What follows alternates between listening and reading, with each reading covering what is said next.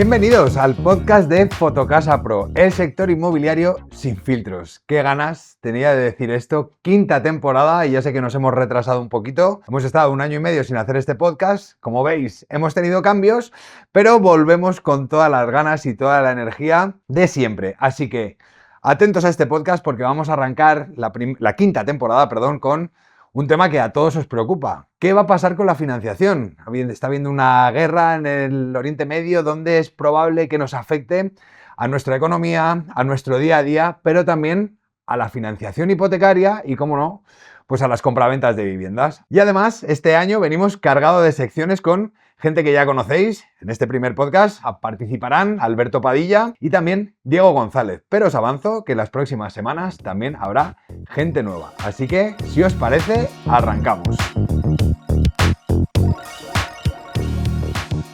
Pues arrancamos el podcast hablando de un tema que seguro que a todos os preocupa, que es la financiación. Ahora mismo vemos que están habiendo distintos aspectos que pueden afectar a la financiación de nuestros clientes, así que para ello tenemos al primer invitado de la semana. Él es Alejandro de Ara, director de operaciones de Afinance. Hola, Alejandro. ¿Qué tal? Encantado, buenas tardes. Buenas tardes. Primero, déjanos que te ubiquemos un poco. Perfecto, pues mira, yo soy el director de operaciones de Afinance. Estamos dentro del grupo Afinance. Dentro del grupo hay varias líneas de negocio. Una de ellas es AProperty, que es la parte, digamos, inmobiliaria. Okay. Y luego nosotros, que somos la parte más especializada en tema hipotecario, que es para lo que estamos aquí. Exacto. Muy bien. Bueno, hay distintos aspectos que están afectando o que pueden afectar a día de hoy a la financiación. Uno de ellos, seguro que todos lo tenemos en mente, es la guerra de Oriente Medio. ¿Cómo va a afectar o cómo está afectando ahora mismo este problema? Pues mira, la guerra de Oriente Medio ha sido bastante interesante porque normalmente la banca suele reaccionar con tranquilidad y sin grandes cambios bruscos.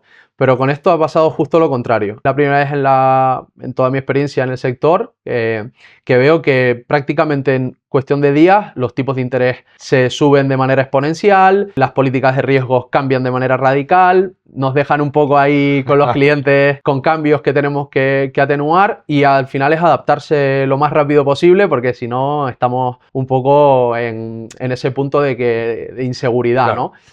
Sí que es verdad que parece que ya todo ha vuelto un poco más a la tranquilidad, vale. No hay grandes cambios, sí que ha habido una subida generalizada de tipos, tanto los más competitivos como los menos competitivos, y tanto en mixtas como fijas como variable incluso, han tenido una subida de tipos. De hecho, estamos viendo cómo el Euribor está empezando a crecer, ¿no? Llevamos como 2 meses donde el Euribor ha empezado un crecimiento de nuevo. Cerrábamos, si no recuerdo mal, el mes de 2,7, una cosa así. Sí, al final también es verdad que hay que contextualizar un poco, que el tema del Euribor a la gente le preocupa mucho, como es normal y es lógico, pero también hay que contextualizar que venimos también de una situación un poco irreal de post-pandemia. Es decir, normalmente el histórico medio del Euribor ronda el 2% en España, venimos de tipos de intereses muy bajitos después de la pandemia y ahora pues hay una subida del Euribor que probablemente, pues bueno, veremos también el Banco Central Europeo qué decide en los próximos meses, trimestres.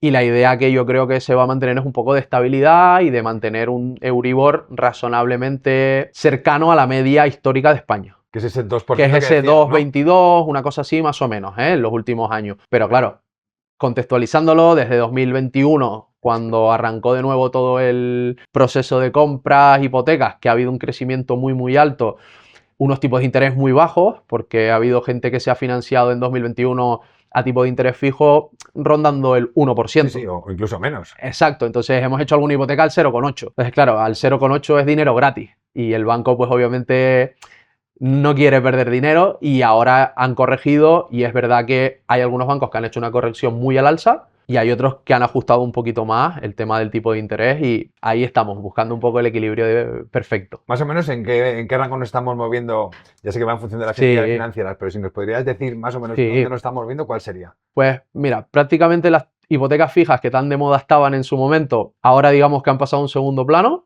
porque los tipos de interés ya se han ido muy hacia arriba, ronda el 3,5, el 4%, incluso alguna un poco más, y ahora el filón grande está en las hipotecas mixtas, ¿vale? Y aquí sí que hay como dos clases o dos tipos, ¿no? Una parte de hipoteca mixta más competitiva hacia un perfil más prime, que ronda un tipo de salida, te diría, de entre el 1,90 y el 2,30, 5 primeros años, que es lo más habitual.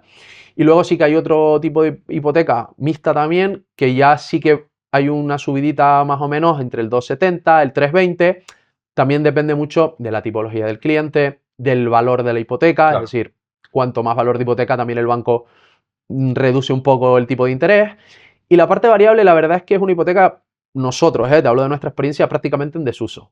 O O sea, sea, o mixta o fijo, ¿no? sí, Variable la te gente diría no que hemos hecho una transición desde el fijo al mixto y en esa transición el variable no ha sido protagonista. De nosotros, del volumen de operaciones que firmamos, no creo ni que un 3% sean variables. Casi todas son o mixtas a día de hoy o alguna muy poca también fija. Mira, luego hablaremos, por ejemplo, de si estamos en una burbuja inmobiliaria o no, que es ¿Vale? uno de los aprendizajes que tuvimos, Sí, ¿no? Es decir, cómo al final la financiación, cuando tenemos una financiación variable, va a afectar no solo a día de correcto, hoy, no tenemos que tener solo en cuenta lo que va a pasar hoy, sino lo que correcto. puede pasar mañana. Y eso es un gran Exacto, aprendizaje. exacto. Pues hablaremos de eso, sí. Y una pregunta también relacionada con esto, porque, claro, yo entiendo que todo el mundo quiere una hipoteca fija porque al final nos da mucha más seguridad. ¿Cómo ¿Vale? convencer a un cliente de que quizá no es la mejor opción y que puede plantearse Claro. el hecho de, oye, cógete una hipoteca variable, Mm, porque variable, una hipoteca mixta, porque mm. durante los primeros años sí que vas a tener esa seguridad, ¿no? Claro, al final, como te decía, la situación ha cambiado bastante.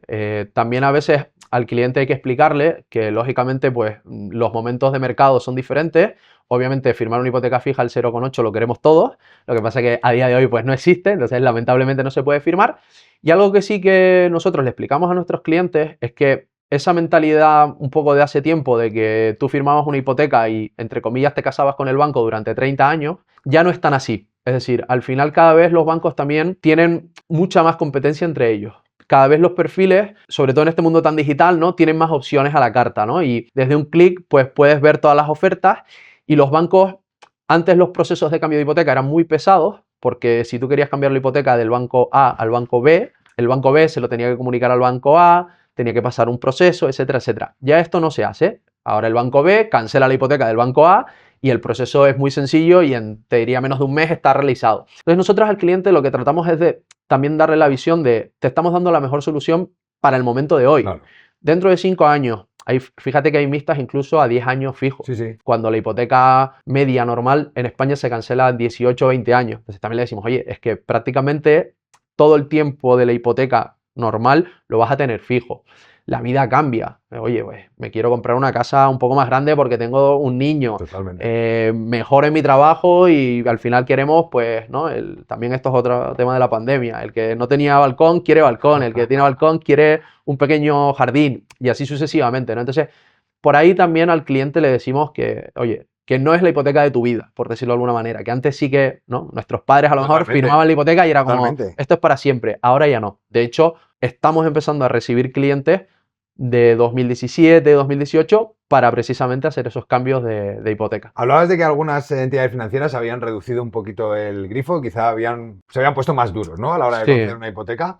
¿Cómo ha cambiado, ¿no? Esa forma de acceder a la hipoteca? ¿Cuáles son esos criterios que ahora las entidades financieras tienen más claro que o bien tienes esto o bien no vas a poder conseguir esa financiación? A nivel de criterios, te diría que la parte, por ejemplo, de la antigüedad sí que ha tomado especial relevancia. ¿En el trabajo te refieres? Correcto, sí, de la antigüedad en el trabajo y luego también a nivel de perfiles y de tipo de trabajo, ¿vale? Es decir, al final, ahora mismo prácticamente todas las entidades que quieren tener un perfil y un tipo de interés competitivo o que tienen un tipo de interés competitivo buscan más o menos el mismo perfil, que es un perfil entre 30 y 40 años, cualificado, con proyección, que pueda ser un perfil luego trabajable, en el sentido de gestionar ahorros aparte, etcétera, etcétera, porque realmente los bancos han visto que a día de hoy el cliente o se le fideliza muy bien lo que te decía antes, ¿no? La libertad que tiene el cliente para cambiar de hipoteca simplemente pagando una nueva tasación, que es un coste ínfimo, para un cambio de hipoteca, han entendido que tienen que cuidar mucho al cliente, ¿no? Entonces, si tú quieres un buen cliente, pues el banco también exige, ¿no? Pues cierto nivel de ingresos, que la operación no vaya por endeudamiento muy estresada, que vaya por debajo a lo mejor de un 30%, Sí. También una cualificación alta y una proyección, valoran mucho también la empresa donde se desarrolle, el sector donde se desarrolle el trabajo, digamos, los grandes cambios. A nivel de cobertura, sí que es verdad que nosotros que normalmente hacemos operaciones al 90% o más de financiación, sí que es verdad que al 100% ha habido algunas entidades que han salido un poco de esa liga, ¿no? Y se han quedado ya ahora en el 90%, se han vuelto un poco más conservadores. Y luego hay otras entidades que siguen manteniendo ese 100% y lo que han hecho es, digamos, simplificar un poco su política. Es decir, en vez de mirar tantas características, pues han ido directamente a una característica de ingresos, por ejemplo. ¿Vale? Si tienen estos ingresos netos mensuales, queremos este cliente, porque ya relacionan directamente los ingresos pues, con la tipología de vivienda, con la calidad del activo, etcétera, etcétera. O sea, que ya no hace falta tener ese ahorro para poder adquirir una vivienda al 100%. Claro, es decir, al final nosotros, nuestro target de cliente, como te decía, siempre intentamos ir a ese target de persona joven, que tal y como está el alquiler es complicado el ahorrar. Entonces, romper un poco ese círculo, digamos, no muy virtuoso, ¿no? De no puedo ahorrar, no puedo comprar y así sucesivamente. Entonces, nosotros al final, nuestros convenios nos permiten financiar pues esos 95%, 100%, 90%, que entre un poco de ahorro, un poco de ayuda familiar, pues oye, el cliente al final le sale rentable también, porque tal y como están los precios de las viviendas, que han subido, tal y que los tipos de interés tampoco están tan bien como hace años, pero el alquiler también está todavía incluso más caro, ¿no? Entonces, en según qué zona sigue compensando. Sí, claro, tenemos un problema, ¿no? Como tú decías, el tema del ahorro. Y si alguien no puede disponer de ese ahorro porque los alquileres, como tú comentas, están siendo tan altos, ¿cómo pueden adquirir una hipoteca? Evidentemente sí que hay entidades financieras que ofrecen este producto, pero ¿cuál debe ser el perfil de ese cliente? Hablabas tú de ingresos, Claro. pero seguramente tengamos que dar alguna mayor seguridad o no es necesario. Bueno, es verdad que sí que hay perfiles que esa mayor seguridad, ese refuerzo mediante un aval, pues puede facilitar la consecución de la hipoteca. También es verdad que en el último año, por ejemplo, a nivel de aval público, hemos hecho también muchas operaciones, tanto avales ICO como los avales, por ejemplo, en Valencia, que está el IVF, en Cataluña el ICF, en Andalucía también hay una ayuda de la Junta. Estas ayudas están enfocadas a unos perfiles muy concretos, ¿no? De hasta cierto nivel de ingresos, hasta cierta edad, que no tengan obviamente propiedades, es decir, es una ayuda extra, ¿no? Porque al final también las propias entidades ven que sus políticas de riesgo, si no tienen un poco de ayuda estatal en este caso, ¿no? O en los casos comunitarios de las comunidades autónomas, es difícil que estos perfiles puedan acceder a una hipoteca. Y no estamos hablando de viviendas de un importe muy, muy elevado. O sea, estamos hablando de un ticket razonablemente bajo para ser una vivienda, ¿no? Claro. Y si nos ponemos a sacar nuestra bola de cristal, que ya sé que no es fácil, es complicado, o sea, es complicado, sobre todo por lo que está pasando, no sabemos qué va a pasar en los próximos meses, pero ¿cuál es vuestra idea? ¿Qué pensáis que puede ocurrir de aquí a final de año? ¿Cómo va a evolucionar la financiación para cualquier comprador? Pues mira, como te decía antes al principio, nuestra sensación y un poco lo que yo también con las entidades bancarias voy un poco viendo es que ese primer gran impacto de todo esto que ha pasado, ¿no? De Oriente Medio, digamos que ya ha sido un poco frenado, ¿vale? No creo que vuelvan a ser grandes subidas, no creo que vuelva a haber grandes subidas como ha habido, porque la verdad que, como te decía, ha habido entidades que han subido 0,70 punto básico el tipo de interés en una semana. Eso yo jamás lo había visto, esa corrección tan fuerte. Entonces yo creo que mantendremos un poco esa línea de en cuanto a tipo de interés de tranquilidad, no de grandes subidas. Y sí que es verdad que a ver el tema del precio, cómo se comporta, porque hay zonas muy tensionadas, hay zonas que hay una demanda muy alta, una oferta muy, muy baja. Y en determinadas zonas, pues como puede ser Madrid o Barcelona, hay una entrada de capital extranjero muy importante que no ayuda a que esa demanda y esos precios se reduzcan, ¿no? Y al final, pues vivienda de obra nueva de momento a corto plazo no hay. Entonces, nos encontramos ahí en una situación un poco compleja en cuanto a una solución inmediata. Claro. ¿Vale? ¿Y cuáles serían los aspectos que crees que cualquier profesional inmobiliario debería tener en cuenta para adelantarse a posibles problemas que pudieran aparecer, ¿no? O sea, a mí, por ejemplo, se me ocurre, oye, si la inflación empieza a subir, empieza a escalar, como pasó, por ejemplo, con la guerra de Ucrania, ahora de momento estamos en el 3 con algo, creo que dijeron hace unos días, ¿no? En las noticias, pero si esto de repente empieza a tener incrementos del 4%, etcétera, es probable que el Banco Central Europeo decida hacer unas subidas de tipos de interés, ¿no? O sea, ¿cuáles son los aspectos que tú crees que pueden ser indicadores para empezar a pensar en que, oye, cuidado, que quizá en este momento o a partir de este momento pueda haber cambios importantes? A nivel de indicadores, como tú decías, el principal indicador es el Banco Central Europeo. Al final es el que marca el precio del dinero, ¿no? Entonces, si ellos suben el precio del dinero, los bancos van a subirlo, ¿no? Yo siempre digo, porque durante mi experiencia ha habido grandes cambios, ¿no? En entidades bancarias que de repente han pasado en una semana de financiar del 100% al 90%, etcétera, etcétera. Para mí, una persona que trabaja en este sector tiene que tener una capacidad de adaptabilidad muy alta. Y siempre yo animo a nuestros gestores a que planteen escenarios cuando hablan con un cliente, que planteen unos escenarios en mínimos y máximos, porque al final para nosotros la transparencia con el cliente es importante. Ajá. Y de nada me sirve decirle a un cliente sí, sí, sí a todos y luego, como tú bien dices, sale el Banco Central Europeo y en una semana te destroza todo, ¿no? Entonces, mi recomendación es que en la medida de lo posible den unos escenarios razonables. Obviamente siempre puede haber pues algún escenario no cuantificado, Claro, ¿no? que Como no que, puedes, evidentemente como no que puedes lancen unos predecir. misiles de repente que nadie esperaba, ¿no?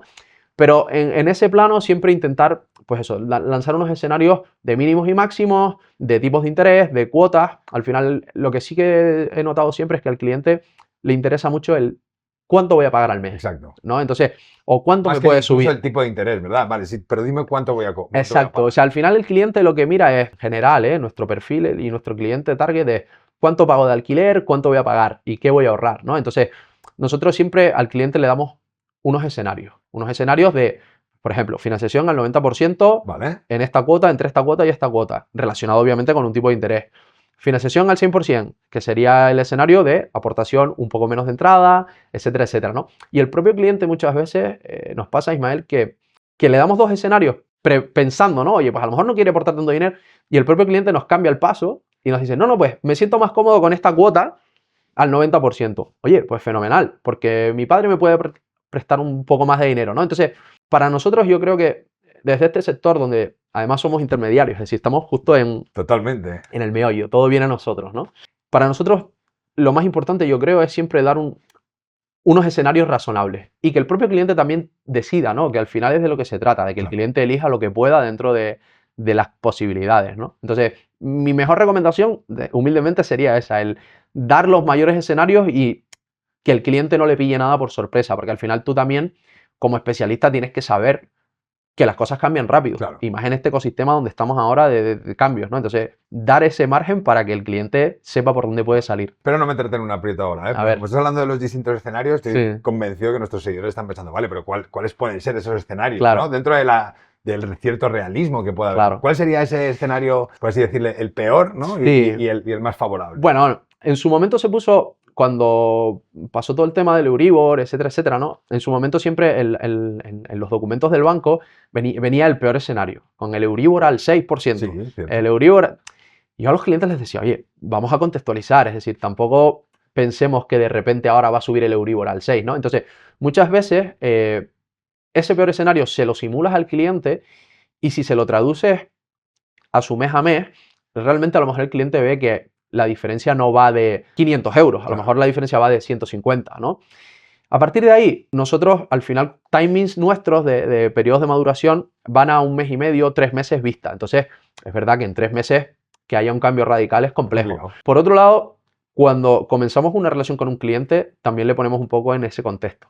Oye, esto es lo de hoy, pero, por ejemplo, tenemos clientes de, quiero comprar en 6 meses.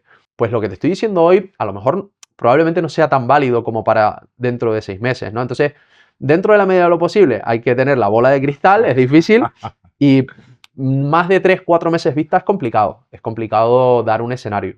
Pero es verdad que, como te digo, desde después de esta subida yo creo que los tipos no deberían de volver a subir más que nada porque también la banca vive en España mucho de la hipoteca, ¿no? No tanto del captar gente con ahorros, ¿no? Entonces, los propios bancos tienen que entender que hay que encontrar un equilibrio entre rentabilidad y negocio, ¿no? De hecho, no recuerdo el Euribor por encima del 4% en los últimos Desde años, hace... ¿verdad? Mira, yo llevo en el sector desde 2016 y no lo recuerdo. Hablabas también de que el proceso de maduración de un cliente, yo creo que dentro de lo que sería un agente inmobiliario, no un gestor financiero, muchas veces se nos olvida hacer este ejercicio, ¿no? Con el cliente. Cómo ese cliente debe saber el presupuesto y las posibilidades que tiene, ¿no? De financiación. Primero para abrirle opciones, porque quizá el cliente considera que, hablabas antes del 100%, quizás no sabe que podemos adquirir una hipoteca al 100% y solo tener que aportar los gastos.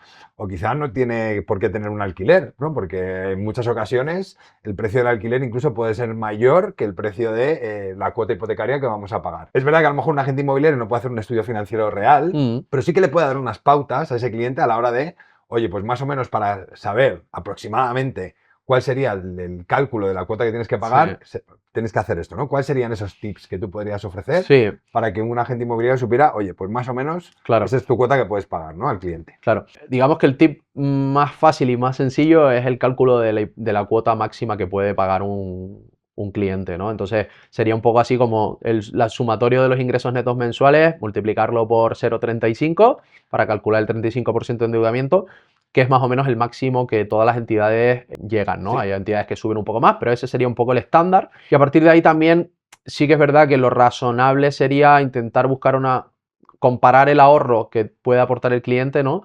Y que mínimo va a tener que tener, pues si va a un 90% va a tener que tener el 20% del valor de la vivienda, ¿no? Entonces, yo diría esas dos básicas, porque luego sí que es verdad que para poder ir a más del 90, pues ya hay que mirar un poco más todo con detalle. Pero esos dos tips serían fenomenales. O sea, si yo enseñar un piso de 300.000 euros, pues ya sé que el cliente como mínimo pues va a tener que tener unos 60.000 euros. Claro, por lo menos para que el cliente sepa cuál es su tope, ¿no? Cuál es su máximo. Y no, desde el punto de vista del agente inmobiliario, no enseñar viviendas a personas que luego no vayan a poder, ¿no? Entonces, yo te diría esos dos principales, ¿no? Al final, la cuota máxima que puede pagar una persona, la simulación de una hipoteca, que esto en cualquier simulador se puede hacer, y el ahorro de entrada. Vamos a tener luego una sección donde que te comentaba, vamos a hablar de, oye, ¿estamos próximos a una burbuja inmobiliaria o no? Yo quiero conocer tu opinión. Oye, ¿qué crees que va a pasar? Lo digo porque es algo que oímos mucho en los medios.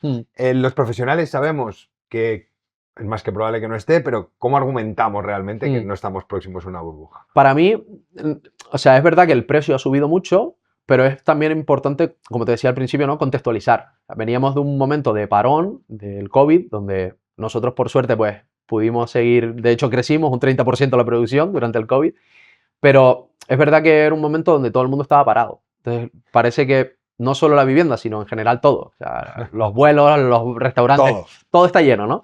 Entonces, la diferencia para mí de lo que pasaba en aquel momento y lo que pasa ahora es que la vivienda a día de hoy, la gente que quiere comprarse una vivienda, en general, lo que busca es su vivienda habitual. La mayoría de personas, por lo menos hablo de lo que nosotros recibimos en la empresa, ¿no? Busca su vivienda habitual. No busca su segunda vivienda en la playa o su vivienda para alquilar, para tener sus ahorros ahí, ¿no? Sí. Entonces, para mí esa es la gran diferencia. Es decir, a día de hoy los bancos quieren dar hipotecas, pero tampoco quieren dar hipotecas a cualquier precio. Yo recuerdo tener clientes, cuando yo empecé a trabajar en esto, para hacer cambios de hipoteca, que su banco le había financiado en su momento un 135% del valor de la vivienda. A día de hoy eso es impensable. Es una restricción al seguir comprando. Claro, antes tú querías una vivienda y prácticamente yo he hablado con directores y personas de banca.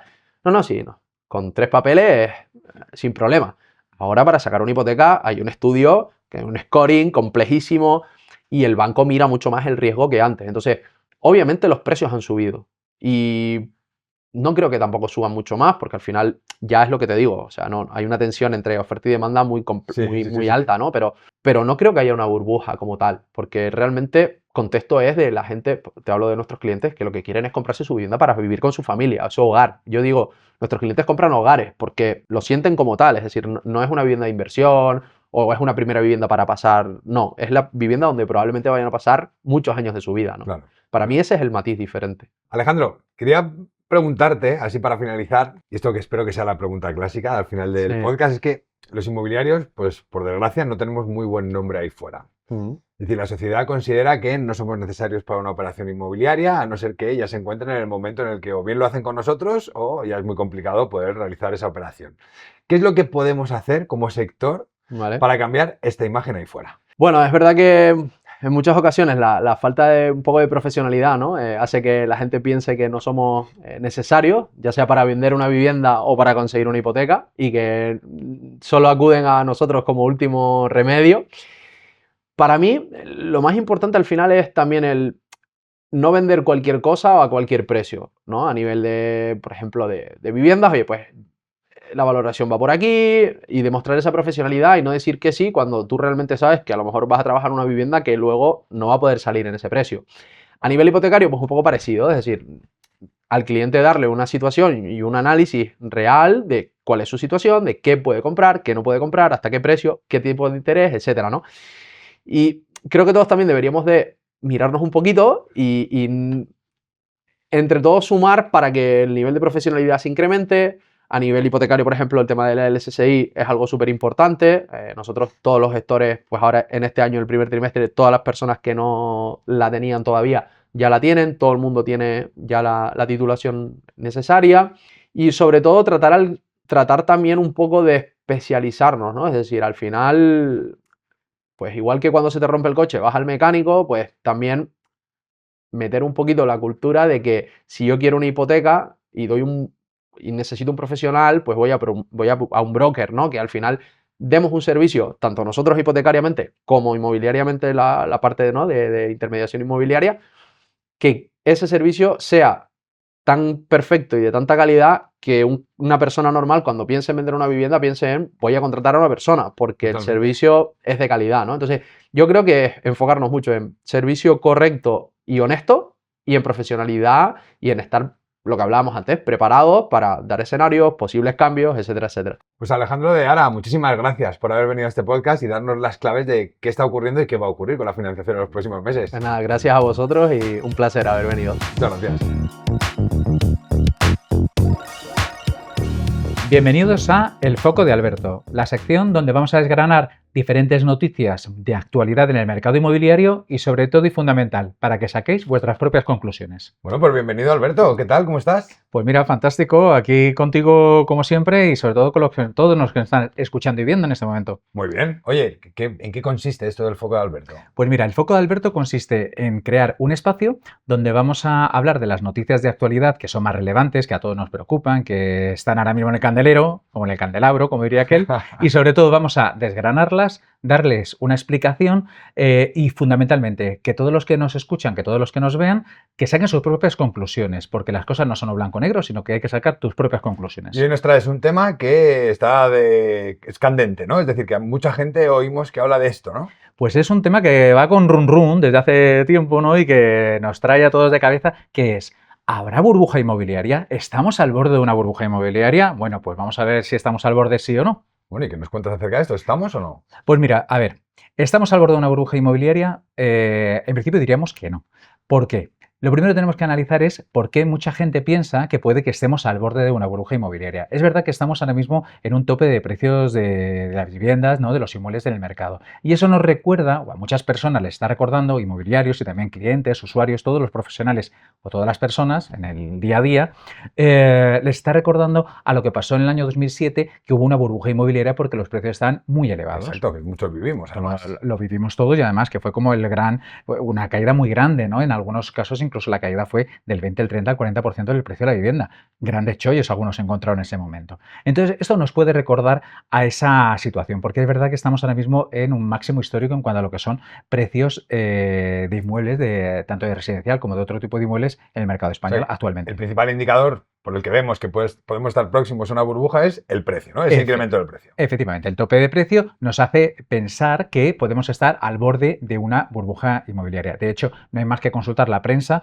que en todos los medios de comunicación, por todos los medios, no para de salir esas noticias de que estamos al borde de una burbuja, seguirán creciendo los precios o tiene que estallar por algún lado. Estamos en máximos históricos, esta ciudad no ha llegado, de hecho cerrábamos el año prácticamente con un 18%, ¿no? De incremento de precio. ¿Y por qué crees que no? ¿Por qué crees que no vamos a llegar a una burbuja inmobiliaria? ¿Por qué no lo estamos ya? Si seguimos lo que nos están diciendo los grandes expertos, tanto en economía como financieros, también expertos en el sector hipotecario y expertos también a nivel más económico, más macroeconómico, no estamos al borde o no estamos en la misma situación y por eso no estamos al borde de una burbuja inmobiliaria. En el año 2007, o en la burbuja anterior que todos vivimos, se producían otra serie de factores y de indicadores que sí que produjeron esa burbuja inmobiliaria. Por un lado, estaban los tipos de interés elevadísimos y sobre todo había una caída de la demanda inmensa. Es decir, era cuando, y todos los profesionales del sector lo conocen, era cuando sobraban inmuebles, pero lo que faltaban eran compradores. Totalmente. La gente decía, ¿dónde hay un comprador? O sea, quiero a alguien que me lo compre.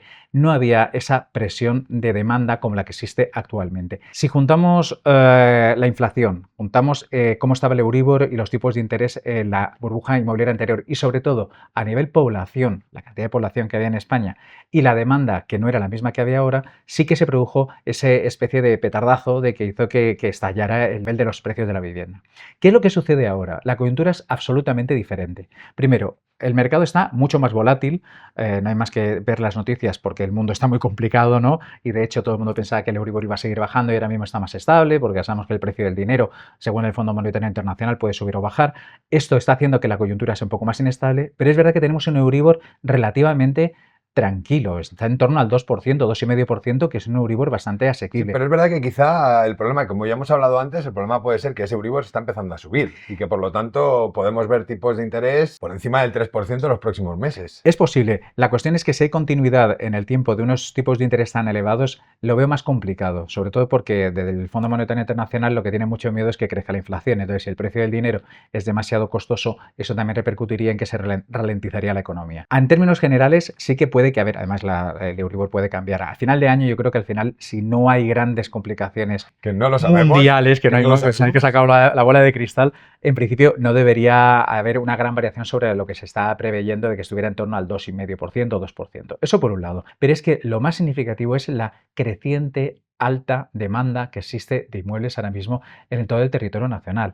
Es decir, hay que pensar que de los últimos 10 años hemos crecido en millones de habitantes que antes no estaban. También han cambiado los hábitos de consumo. Los hábitos de consumo es que cada vez hay más viviendas unifamiliares, hay más personas que viven solas o proyectos de vida en lo que necesitan más viviendas. En esa creciente demanda y en ese aumento de la población, lo que está provocando es que existe una gran demanda de vivienda, pero al mismo tiempo muchos se preguntarán, bueno, pero si están muy caras las viviendas, ¿cómo se pueden vender si es tan difícil acceder al crédito hipotecario? O mejor dicho, si hay que tener una capacidad de ahorro tan grande. Exacto. Porque aquí hay otro factor añadido, y es que el cliente inversor y el cliente extranjero está suponiendo un porcentaje elevadísimo de las transacciones inmobiliarias que tenemos en el territorio nacional. Pensemos que el año pasado, el 2025, superamos récord, o sea, fueron más de 700.000 operaciones de compraventa en todo el territorio nacional. Y este año estamos en la misma línea. Probablemente no sé que vayamos a hacer un super récord, pero sí que están teniendo un crecimiento constante. Si esto lo unimos a lo que decíamos de los tipos de interés y de la alta demanda creciente que hay de inmuebles, es difícil que los precios vayan a bajar y que se vaya a producir esa burbuja inmobiliaria. Es cierto que hay determinadas zonas que a lo mejor están muy tensionadas, que la elevación del precio no va a estar en el 10, el 15, el 20, el 30%, es decir, hay determinados topes. Una vivienda de lujo costaba 4 millones de euros, pues no va a valer ahora 8. Pues van a valer 4.050.000, 4.100.000. Pero en cambio van a haber otro tipo de inmuebles, sobre todo los que la clase media va a poder acceder a ellos por su nivel de capacidad económica de ahorro, que sí que van a tener incrementos importantes de la vivienda. Ojo, atención, ojo, cuidado, a las periferias o las zonas menos tensionadas de las grandes poblaciones, porque ahí la demanda va a ser creciente y van a haber rentabilidades especialmente interesantes. Lo que te comentaba antes, el cliente inversor y el cliente extranjero. 10%, ese es el número o el porcentaje de operaciones inmobiliarias que se han producido por clientes inversores. A nivel nacional. A nivel nacional. Y un 15% de clientes extranjeros. Pensar que ahora mismo las hipotecas españolas son las más bajas, las más golosas y las más atractivas de todo el mercado europeo. Una cosa es que el cliente nacional tenga que hacer un esfuerzo económico muy grande para acceder a una vivienda. Pero es verdad que son muy golosas. Tenemos unos tipos de interés, las hipotecas más baratas de toda Europa. Eso es un foco de atracción del sector refugio, que es el sector inmobiliario, pues para mucho capital que está ahí paralizado. A priori, burbuja inmobiliaria inmediata no parece que vaya a haber. Que haya control de precios y que no vaya a crecer igual en todas las propiedades, en todos los municipios, en todas las comunidades autónomas, por supuesto que sí. Por lo tanto, no se ve o no se prevé que los precios vayan a bajar tanto, porque aunque se reduzca la demanda, todavía no hay producto suficiente para esa demanda posiblemente reducida que podamos ver en los próximos meses, ¿no? Efectivamente, de hecho la presión que hay ahora mismo de demanda de vivienda en el mercado es elevadísima. Si eso lo juntamos con otro ingrediente más que hay que meter en esta coctelera, que es el mercado del alquiler, que no es que esté tensionado, es que está por las nubes porque hay menos demanda, y también esa percepción que tienen los clientes, los usuarios, de que invertir en una vivienda es una inversión a futuro, mientras que el alquiler es, como tradicionalmente decían los abuelos, tirar el dinero, pues ¿qué ocurre? Y de hecho también es más caro muchas veces el alquiler que el pago de una letra o una hipoteca. Eso está haciendo que la demanda sea mucho mayor. Y además que todo el mundo quiere vivir en las mismas zonas, porque al final eso es lo de morir de éxito. Todo el mundo quiere vivir en las zonas más atractivas de cada una de sus ciudades, con lo cual la demanda es muy creciente y no vamos a tirar abajo las ciudades para construir edificios nuevos. Si ahí añadimos otro ingrediente más en la coctelera, la falta de construcción de vivienda nueva, Ujú. que es una demanda también que en los últimos años está haciendo muy recurrente en el mercado, con lo cual no se prevé estallido de la burbuja inmobiliaria en breve. Muy bien, pues Alberto, déjame que diga a todas las personas que nos siguen que si están de acuerdo contigo o si no, ¿qué opinión tienes? ¿Estás de acuerdo en que estamos próximos a una burbuja inmobiliaria o quizá sí que nos vamos aproximando? Bueno, pues ahí vamos a verlos. Escuchamos en nuestras redes sociales. Gracias, Alberto. Gracias a ti y a todos. Hasta ahora. Bueno, pues seguimos con la sección de la caja de herramientas, donde la idea es que podamos hablaros de las principales soluciones que os ofrece Fotocasa Pro, pero también de que sepáis exactamente qué está ocurriendo en el mercado, como pasa con el caso de Data Avenues, y para ello tenemos con nosotros a Diego González. Hola, Diego. Hola Ismael, buenas tardes. Muy buenas tardes. Estamos hablando de financiación, estamos hablando de cambios en el mercado inmobiliario y esto va a afectar evidentemente a los precios. Así que te quería preguntar qué está pasando ahora mismo en el mercado inmobiliario en cuanto a ese crecimiento de precios tan elevado que ha habido en los últimos meses. ¿Sigue siendo así? Bueno, pues la tendencia se va moderando en algunas zonas, también se está viendo en los datos de transacción, ¿no? Que se va moderando en algunas zonas, pero bien es cierto que tiene todavía margen de crecimiento y también se observa. Quizás en las zonas, por ejemplo, hablando de las grandes ciudades, las zonas periféricas están en una tendencia más alcista que los propios núcleos urbanos, pero que también tiene una lógica porque llevamos de una escalada trepidante en todas las zonas prime, ¿no? Totalmente. Entonces, esa tendencia se observa, hay todavía margen, pero seguramente se esté trasladando la subida de precio a zonas periféricas a donde estaba sucediendo. Claro. Para nuestros seguidores, por ejemplo, seguro que les interesa en qué zonas hay un mayor incremento de los precios. ¿Tienes más o menos una idea? Bueno, puede ser un comportamiento, geográficamente es importante saber poner foco en una zona porque el comportamiento es distinto, pero como ejemplo que puede valer un poco para a nivel general, Madrid, no por ser capital, sino que es bastante significativo. Crecimiento de precio está habiendo dentro de lo que es la capital en todas las periferias. Podemos hablar, por ejemplo, de Puente de Vallecas, Villa de Vallecas, Usera. Ahí Carabanchel. estábamos hablando de crecimientos interanuales de por encima del 20%. Y sin embargo, hay un crecimiento de precio, pero mucho más moderado, en las zonas que estos años hemos visto que ha escalado de forma trepidante. Barrio Salamanca, Chamberí, etc., ¿no?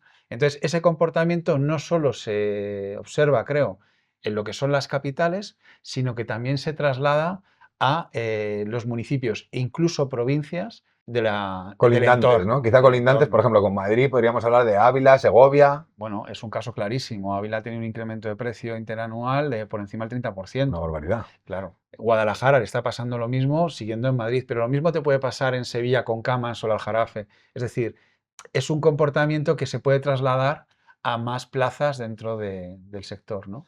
¿Y cómo, por ejemplo, podemos tratar de argumentar el tema del precio de cara a un vendedor, ¿no? Es decir, ese vendedor está escuchando, claro, que en su zona, pues hablabas antes, ¿no?, de incrementos del 20% en la periferia de Madrid, igual estará pasando en Barcelona o en Igual, sí. Valencia, etcétera. Claro, pero cuando yo tengo un propietario que se encuentra en el centro de esa ciudad, ¿cómo puedo yo argumentarle a ese propietario que, oye, la tendencia no es real en toda la provincia, sino que en el centro la tendencia es mucho más moderada?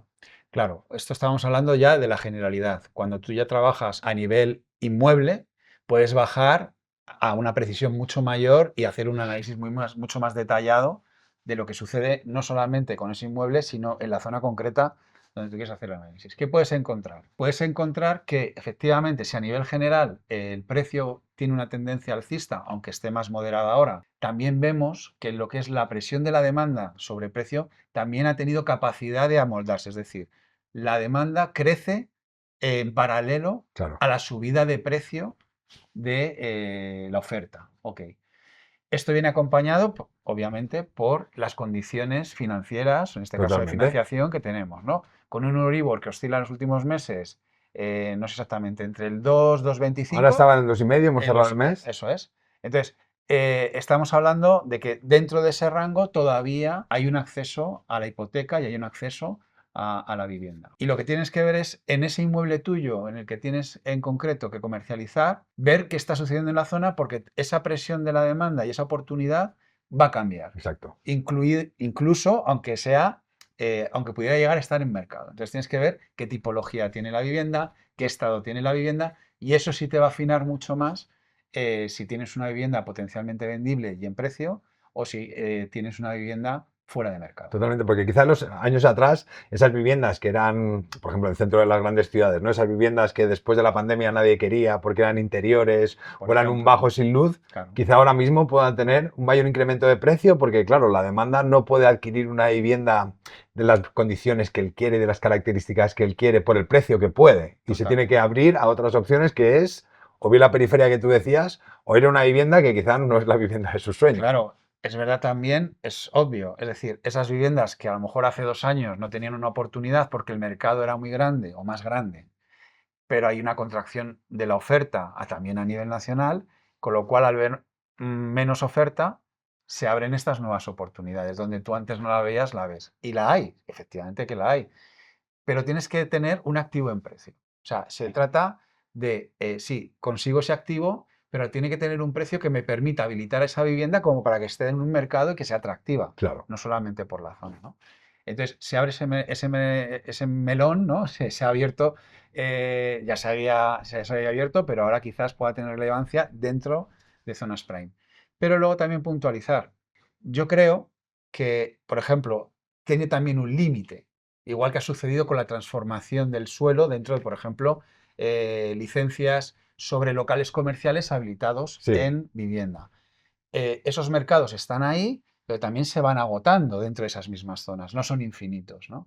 Por eso yo creo que, aun sumando todo, se está produciendo, se está centrifugando a las sociedades de los núcleos urbanos, a otras zonas donde tengan acceso económicamente a esas viviendas. Bueno, digo, en Data Venus podemos analizar lo que está ocurriendo en el mercado, pero sí que me gustaría saber si podemos también ver qué previsiones hay.